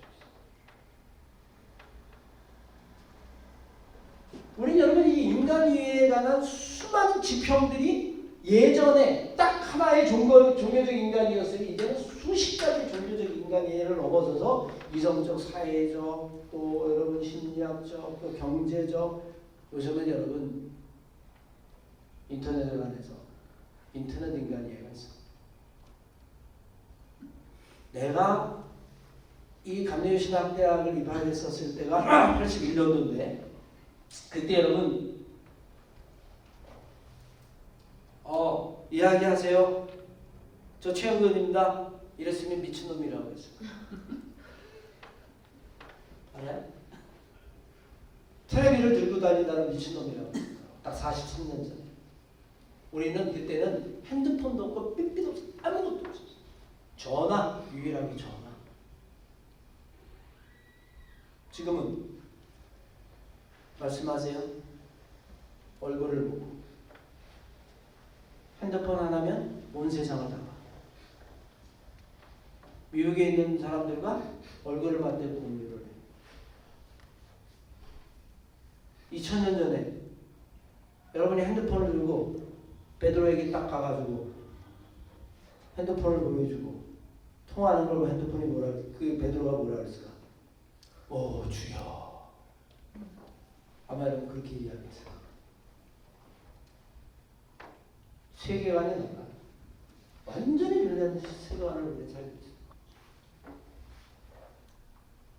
몇 년 만에? 딱 4반세기 만에, 25년 만에. 지금 아이들에게 핸드폰이라는 건 너무나 당연한 거예요. 지금 아이들에게 이 역사를 보는 눈이라는 건 너무나 당연한 거예요. 그런데도 지금 우리는 기독교는, 아니 한국 기독교는 여전히 펀더멘탈에서 벗어나지 못하고 신앙에서 신학으로 옮겨가려고 하지 아니하고 그냥 믿음만 가지고 세상을 다 설명하려고 하고 젊은이들은 점점 교회를 등한시하고 교회는 거기에 대한 대답을 가면 갈수록 잃어버리고 할 수 없게 되어지고 왜? 이 다양한 인간 이해를 다 무시하고 그냥 오직 여전히 중세시대 때 오직 믿음으로 라고 이야기하는 종교적 인간 이해를 벗어나지 못하고 여러분들이 정말 신학을 하고 또 교회에서 여러분들이 정말 목회를 하고 성도들을 여러분들이 정말 풍성하게 그렇게 여러분 목양을 하려고 한다면 가장 먼저 여러분들이 넓혀야 될 지평의 확대가 있다면 인간 이해에 대한 지평의 확대일 겁니다. 그런데도 여전히 종교적 인간 이해의 지평을 못 벗어나요. 믿음. 구원받았습니까? 아까 얘기했죠. 구원받았어요? 네. 구원받았어요. 오케이. 구원받았으면 행복해? 뭐가 필요해? 구원받았어요? 구원받은 자가 뭐가 더 필요하겠어? 한번 생각해봐봐. 구원받았는데 여전히 먹고 살아야 되는 문제가 있어? 그 구원은 먹고 사는 문제하고 별개네? 그죠? 현실적으로 구원을 받았어. 근데도 우리는 직장에 다니다가 추가로 돈을 벌어야 돼. 그건 얘는 별개야. 구원의 이원론.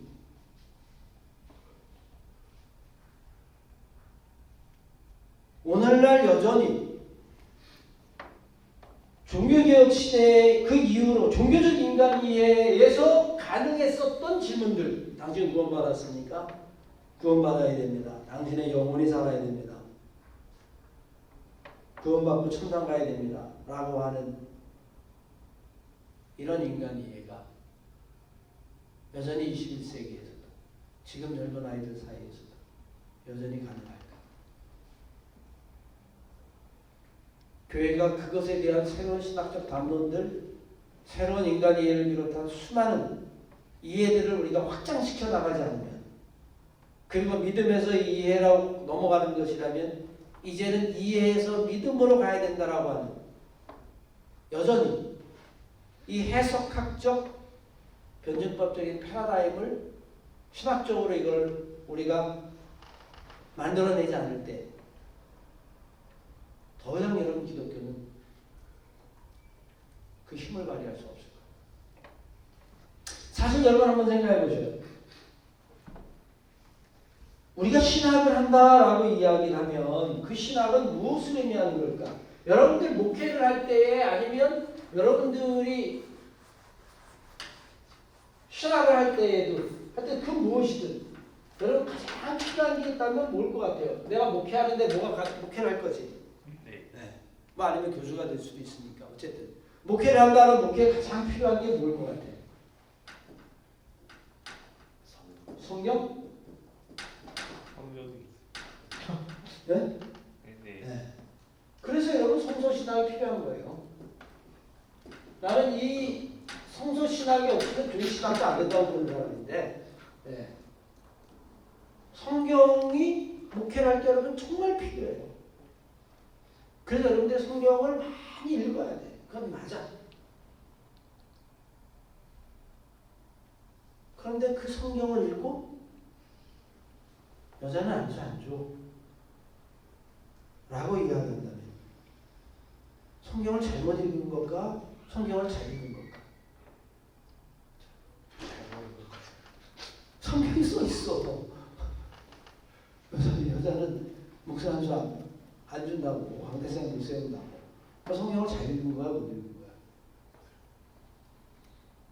잘 모르겠죠. 성경을 제대로 읽은 거야 안 읽은 거야? 여러분 우리가 성서를 이야기할 때 이 성경을 어떻게 이해하느냐라고 하는 것도 어마어마하게 중요합니다. 그 사도 바울 성지순례를 가면서 이제 가이드하고 이런 겁니다. 여러분 성경에 어느 나라 말로 써 있어요? 신약은 그리스어로 써 있고 헬라어로 써 있고 구약은 히브리어로 히브리어로 써 있고 맞아? 아랍어 최초의 66권 성경은 어느 나라 말로 써 있어요? 라틴어. 맞아? 최초예요. 최초의. 최초 66권이에요. 네.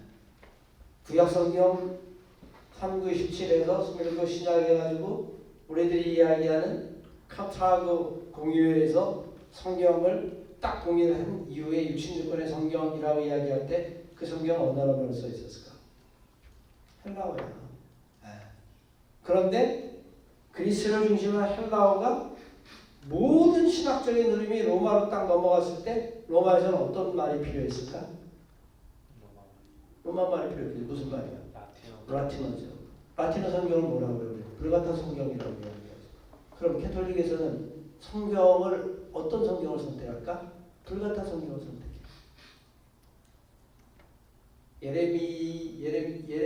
예레미무라고 하는 그 수도사가 헬라어 성경을 라틴어로 번역을 하게 되거든요. 까르파자라고 하는 사람이 그 번역하는 과정도 이렇게 그림 그리는 게 있는데 여러분 한번 생각해 보세요. 자, 고대 헬라어는 고대 히브리어로 구약이 뭐 토라나 성경에 기록돼 있겠지. 그냥 상식적으로 생각하면.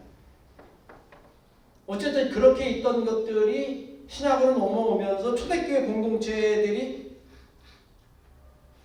공동체들 우리들이 이야기하는 초대교회 공동체 뭐 여러분 뭐 바울이 있었던 빌립보서부터 시작해서 그 공동체가 지금 있는 성경을 읽었을까 안 읽었을까? 당연히 안 읽었겠지. 그때 성경이 없었으니까. 성경은 여러분 304세기 말에나 정경화 작업을 해서 캐노나이즈 돼가지고 성경이 지금 우리가 이게 66권 있었으니까. 근데 평신도들은 뭐라고 생각하냐? 우리가 읽는 성경을 그들도 읽었을 거라고 생각을 해요. 그때는 여러분 미안하지만 성경이 없었잖아. 그러면 그들은 둘러앉아서 무엇을 읽었을까? 바울이 보낸 편지를 읽은 거예요. 여러분. 그 로마에 가면이라고 하는 그 책, 신학 성서학자가 지은 책인데 굉장히 좋은 책입니다. 여러분 시간이 되면 한번 읽어보는데 그 저자가 가박탄 같은 그래요. 근데 거기에 보면 여러분 그 초대 교회 공동체들이 예배 드렸었을 때 우리처럼 여러분 이런 형태로 예배를 드렸을까? 아니었겠지. 당연히 우리는 여러분 시간과 공간을 이 통시적인 것, 공시적인 것들을 착각하고 자기 마음대로 넘나들면서 생각을 한다니까 자기중심적으로. 초대교회가 그러면 지금처럼 예배 들어서 바자부터 담임 목사들 다 묵도합시다. 그리고 여러분 설교하고 그 다음에 뭐 헌금하고 여러분 그런 형태였을까? 패없는 소리 하지 마. 아니었다고.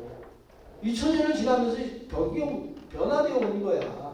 어느 것이 옳았느냐 그러느냐를 문제가 아니라 우리는 역사라고 하는 것들을 통해 가지고 초대교회는 여러분 성경은 66권이 없었을 거고 그들은 바울이 보낸 편지를 공동체들이 읽었을 거란 말이에요. 바울 서신들. 그 서신이 들어가는 거고.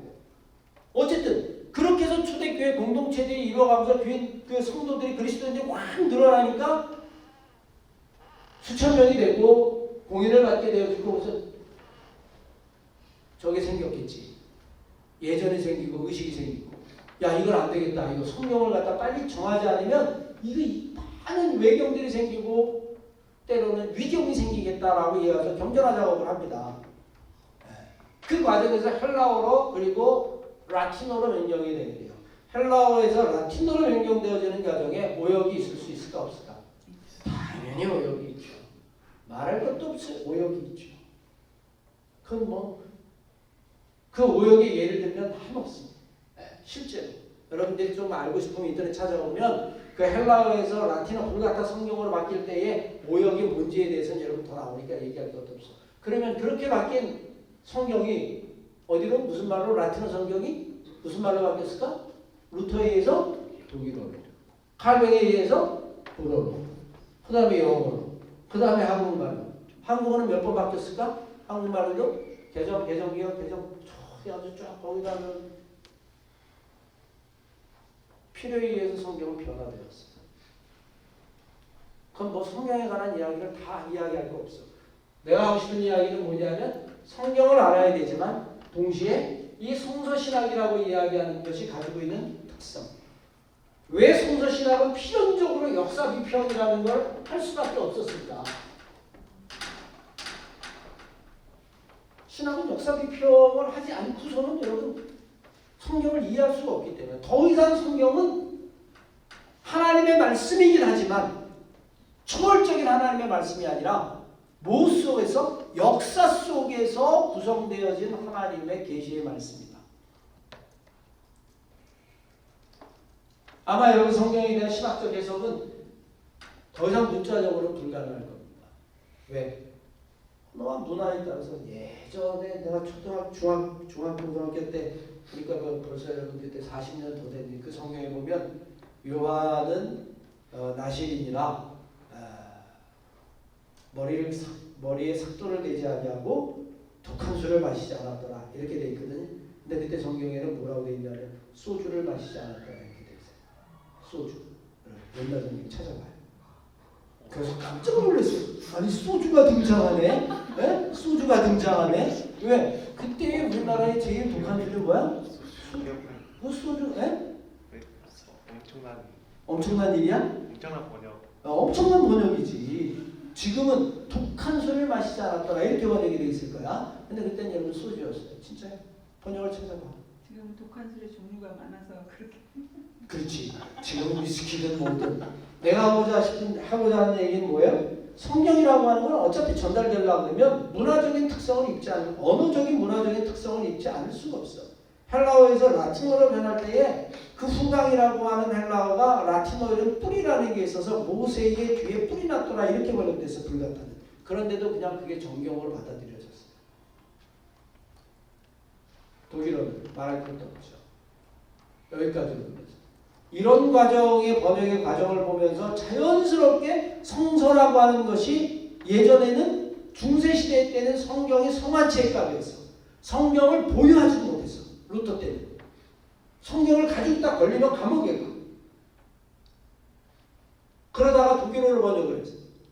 그러면서 성경이 모든 사람이 읽어야 되는 책으로 바뀌게 되어질 때에 이게 성경은 더 이상 역사 비평이라고 하는 틀을 벗어날 수 없어. 히스토리컬 크리티시즘을 하지 않아서. 뭐예요? 성경은 더 이상 하나님의 뚝 떨어진 말씀이 아니라 역사를 통해서 끊임없이 번천되어 준 하나님의 계시다. 내가 왜 이 이야기를 하냐면 그거를 전제하지 아니하고서는 신앙을 신앙으로 바꿀 때에 여러분의 믿음을 설명하고 이해시키려 할 때에 여러분들이 가지고 있는 기독교의 진리를 변증하려고 할 때에 이 과정을 이해하지 못하면 그냥 성경에 있는 말 그대로 우겨대는 거야. 뭐 지난번에 이단머리가 뭐 부양의 타작마당 그래가지고 막 그냥 엄마 아빠가 막 그냥 막 때리고 그러는 그런 저 보도 여러분 한번 인터넷 찾아봐. 난리난 타작마당. 왜 우리가 성경에 이렇게 돼 있다는 거야. 성경에 있는 그대로 보면 여러분 야곱은 부인이 몇이야? 야곱은 둘이야? 넷이야? 야곱은 여러분 넷이에요. 그죠? 몰라? 성경 몰라? 야곱은 왜 넷이야? 야곱은 여러분 라헬과 레아 그리고 거기에 종 둘 중에서 우리들이 이스라엘 그러면 이스라엘은 몇 지파야? 12지파가 다 거기서 나오는 거야. 그럼 야곱은 아내가 넷이야. 야곱 좋아하면 넷 얻어야 돼. 성경은 그렇게 써있어. 한심한 거지. 구약을 문자대로 믿고 구약을 사건대로 믿는다라고 하는 것이 얼마나 오류가 있는지를 생선도 여러분 함부로 못 먹잖아.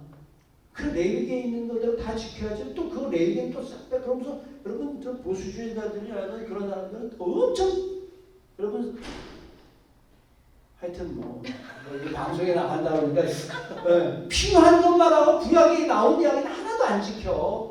피만 시간다고 순대국 엄청 좋아해.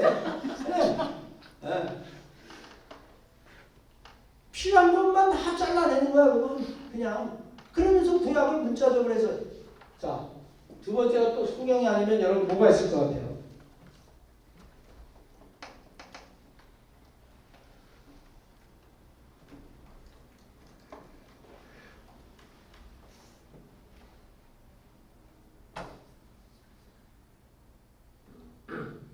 자.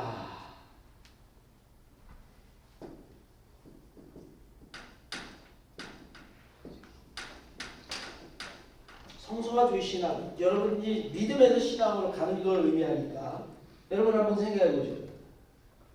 아까도 질문 넣었지만 예수가 내가 지금부터 기독교를 만들어야겠다라고 생각을 했다고 그랬어요? 아니라고 그랬어요? 아니라고 그랬어요. 루터도 역시 마찬가지예요. 종교개혁을 해가지고 개신교 프로테스탄트를 만들어야겠다는 생각은 아무도 없어요.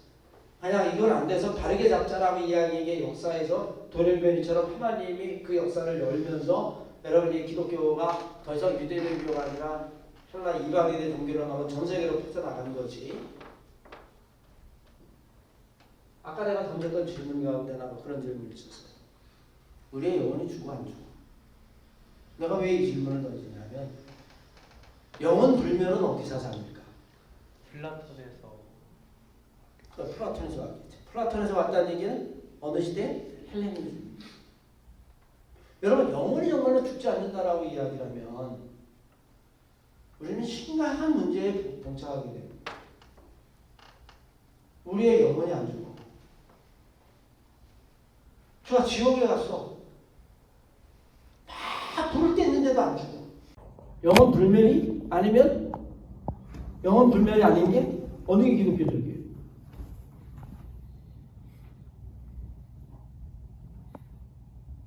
성경에는 이 두 가지가 다 나와 있어.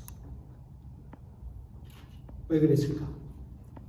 유대교적 전통이 헬레니즘화되면서 이건 여러분 패거나이즈 이교화되는 것과 다르다고 여러분이 봐야 되는데 신학적으로 이게 헬레니즘화되면서 헬레니즘의 사고를 가지고 기독교 신앙을 설명하려고 하니까 어쩔 수 없이 헬레니즘적 사상이 기독교 사상에 녹아있었습니다. 그건 구분해서 뗄 수가 없어.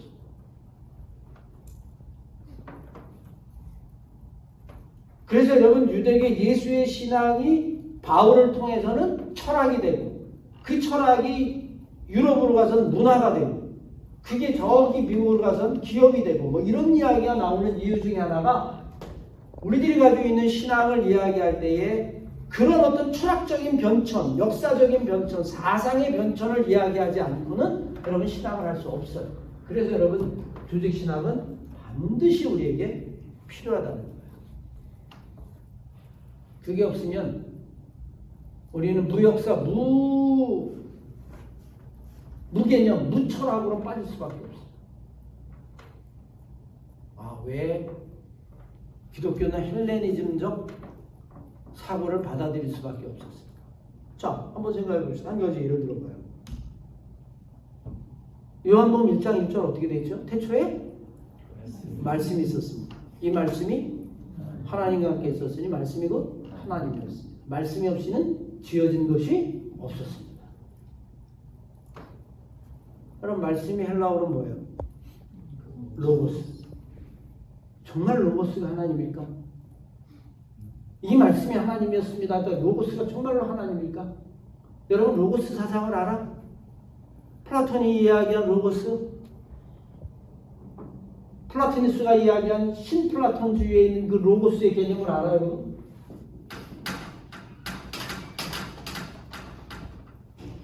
이 로고스의 개념을 여러분들이 정말로 헬레니즘적인 그 플라톤주의에서 신플라톤주의에서 이야기하는 로고스의 개념을 안다면 기함을 할 겁니다. 로고스는 여러분 일자와 다자를 연결해주는 매개 역할을 했어요. 그 개념 자체가.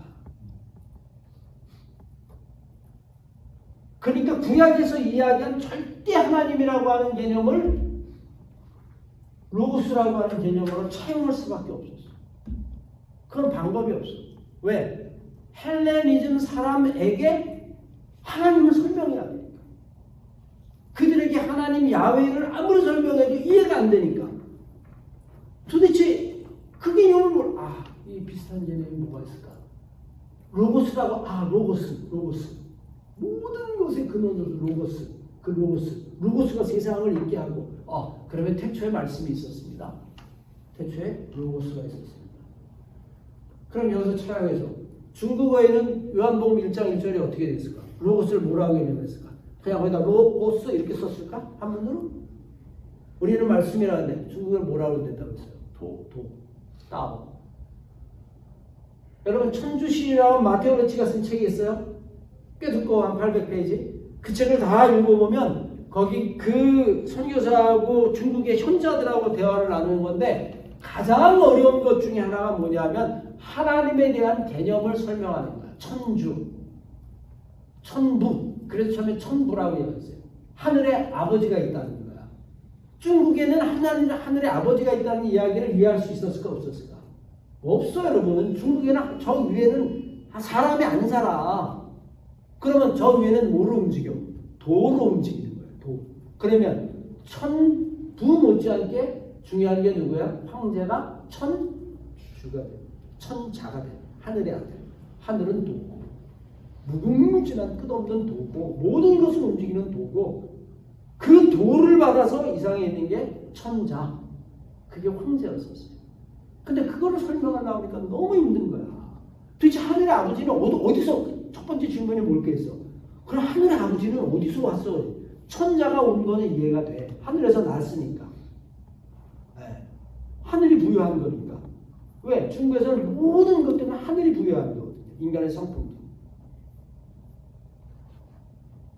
근데 도대체 그 위에 또 아버지가 있다는 거야. 도저히 설명이 안 되는 거야, 여러분. 마치 로고스가 아니면 헬레니즘에 있어서는 하나님을 설명할 수 없는 것처럼. 그러면 태초에 뭐가 있다? 도가 있다. 근데 여러분 한번 생각해요. 히브리 사상에 있는 야훼, 뭐 엘로힘에도 아도나이다. 그건 족장신이니까.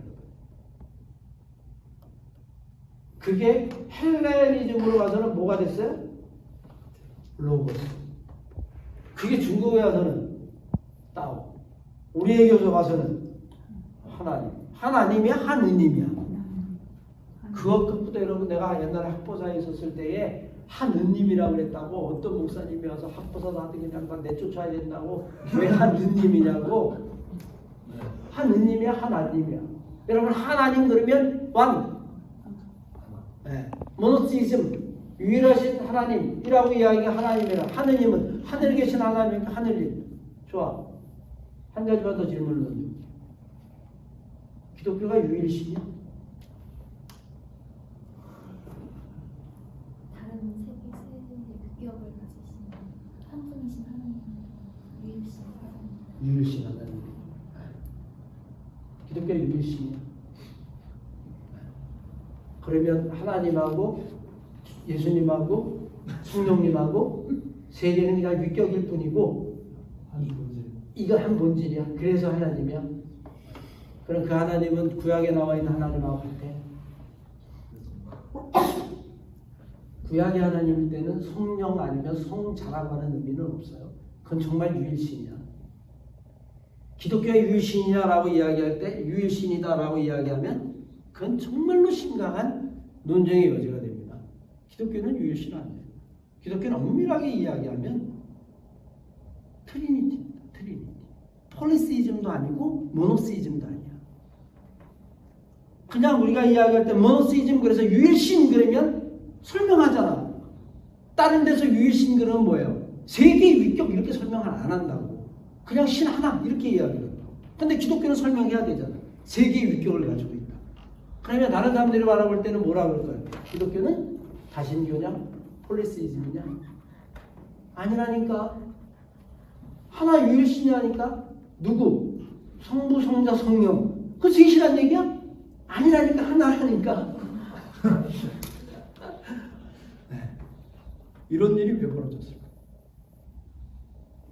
기독교 같은 히브리적 전통, 구약의 히브리적 전통에는 딱 유일신 하나입니다. 야훼신 아무것도 없어. 근데 헬레니즘으로 들어가면서 철학적, 사상적 배경 속에 트리니티라고 하는 삼위일체 교리를 기독교가 만듭니다.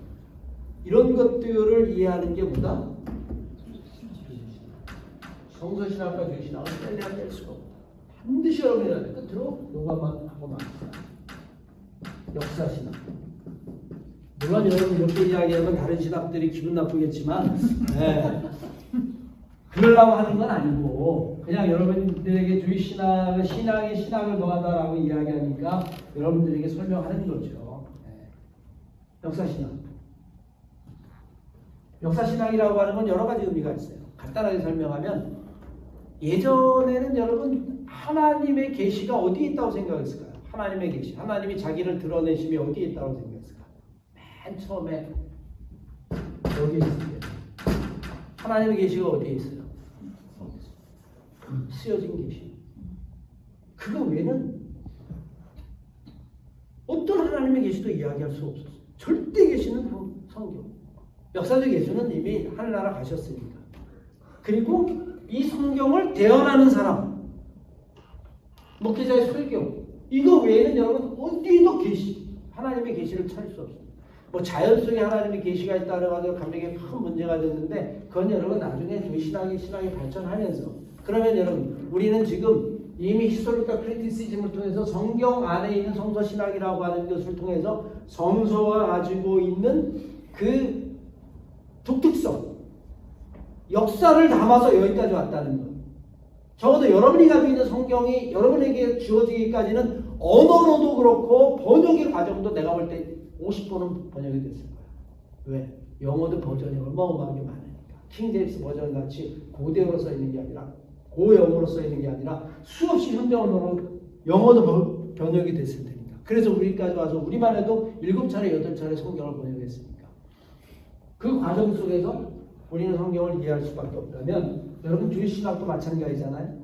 가지고 있는 신학이 예수의 이야기가 헬레니즘화돼서 로고스가 단편적으로 설명했을 때 도로 바뀔 수밖에 없는 거예요. 우리는 하나님으로 바뀔 수밖에 없는 거죠. 하느님이든 하나님이든.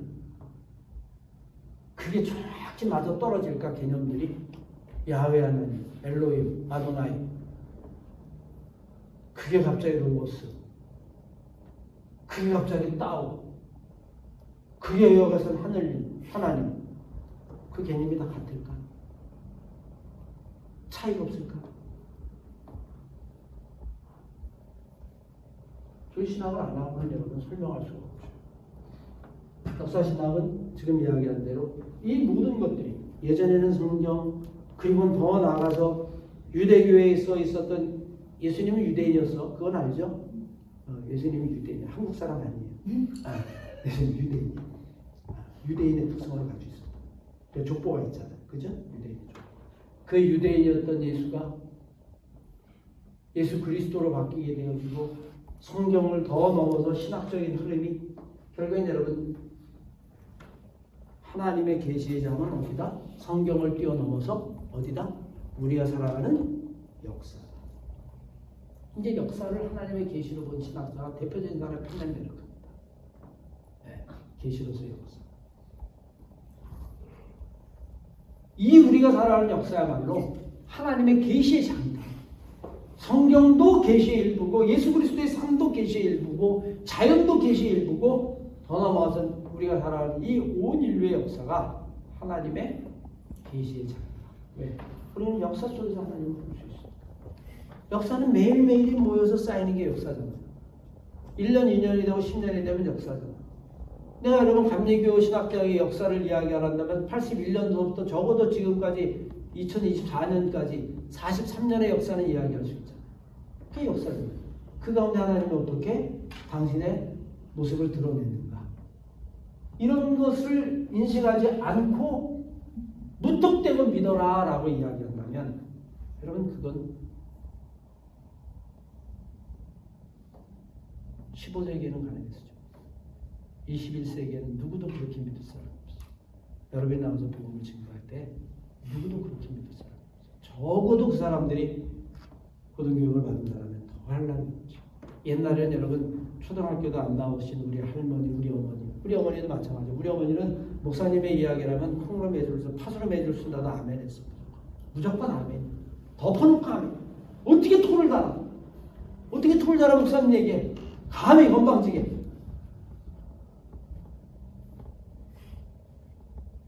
지금 여러분이 목회해야 되는 뭐 MZ세대라고 그러고 목사님 얘기에 토 안 달아? 그냥 무슨 얘기하면 그냥 우리 할머니 시대 우리 어머니 시대 아멘 그러고 가능할 것 같아요. 여러분 여러분들이 깊은 신앙을 가졌으면 깊은 신앙을 가진 것 위에 정말로 깊은 신학적 통찰력이 부재하면 없으면 정말로 여러분 건강한 교회 아니면 건강한 신앙을 만들지 못할 겁니다. 여러분들의 신앙에 반드시 신학적 깊은 통찰력들을 기르고 그것을 가지고 여러분들이 하나님의 나라 더 나아가서 교회, 목회 또 여러분의 삶 그 자체가 여러분에게서 하나의 큰 목회가 되고 삶이고 신학이 되기를 바랍니다. 네, 반가웠어요.